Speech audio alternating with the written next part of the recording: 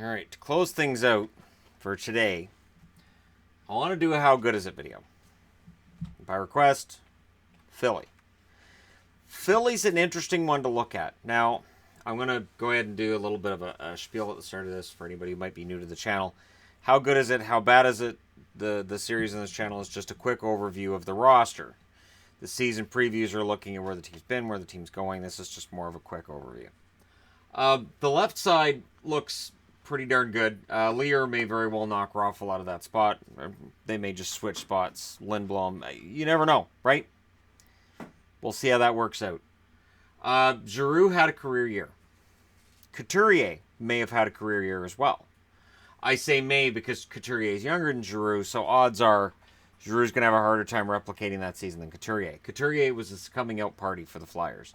And then I think what hurt him was that then it all fell apart in the playoffs against the Penguins, those rivals from Pennsylvania as well. Laterra is an interesting one to me because I think if they could trade out Laterra, I think they would. Their right side is intimidating. Konechny, Voracek, Simmons, and Weiss. And I mean intimidating the bottom two somewhat. Yep, Simmons, sure. Wayne Simmons is a guy who gets attached to a lot of trade rumors. And you can kind of see why when you look here, can't you? If Konechny's going to be first line, and there's no guarantee of that. Voracek may be the first line guy. Konechny may get moved down. But if their top six is this, Giroux, JVR, Couturier, Patrick, Konechny, and Voracek, is Wayne Simmons a top six forward? Interesting question. And I think to some teams he would be. So I think he'll have some value. The thing is, what are you trying to get if you're the Flyers? Not defense. Ghost, Provorov, Sanheim, Gudas, Haig, McDonald. Folan is there as the number 7. And then Moran's going to make things a little more tricky when he comes back from injury in February 2019 from a torn ACL. It is a very solid, young blue line. I like Haig a lot. Gudas, I'm okay with him being top 6. McDonald, here's the thing. A couple years ago, Flyers fans were complaining a lot that Andrew McDonald got too much money and had too many responsibilities on that Flyers blue line. That's really kind of gone now. Provorov is emerging as a Norris contender, and rightfully so. Ghost as well, fantastic defenseman at times. He's had his downtimes, certainly in his career, but he appears to be coming through that. Where I see an issue, where I can see things for the Flyers being difficult is in net. Elliott, average, not fantastic season, and then in the playoffs, not great. Neuwirth, I was a huge fan of Michael Neuwirth early on in his career in Washington. I thought this kid is going to be special.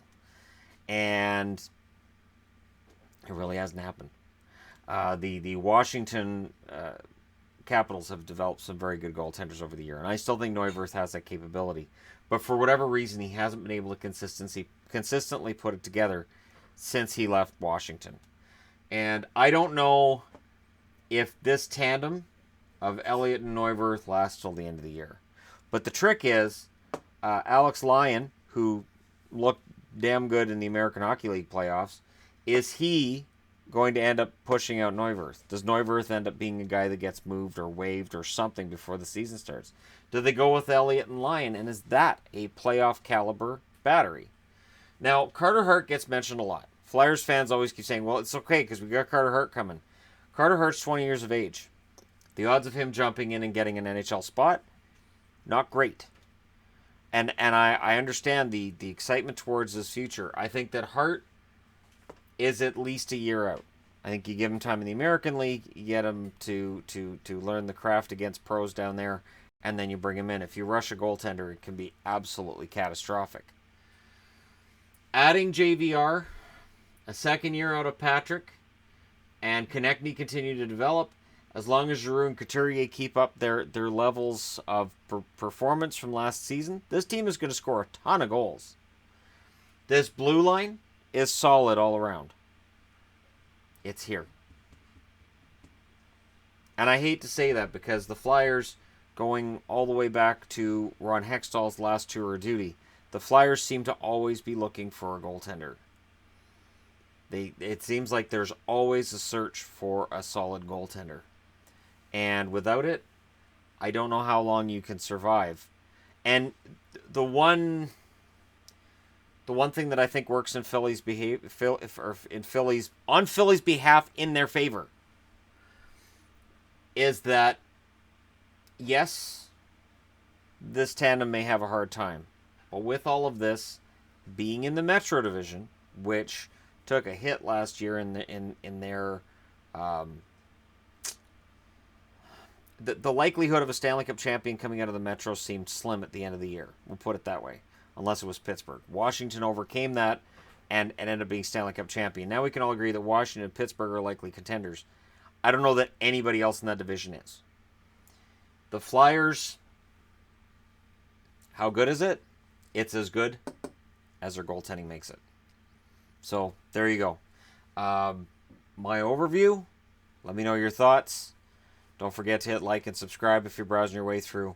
And there will be a Philadelphia Flyers season preview coming in alphabetical order. So at the point where I'm posting this, I'm up to Los Angeles.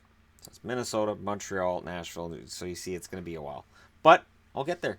Thank you guys so much for watching. Hit like and subscribe if you're browsing your way through. You just happened upon this video. And this has been How Good Is It? Philadelphia Flyers edition.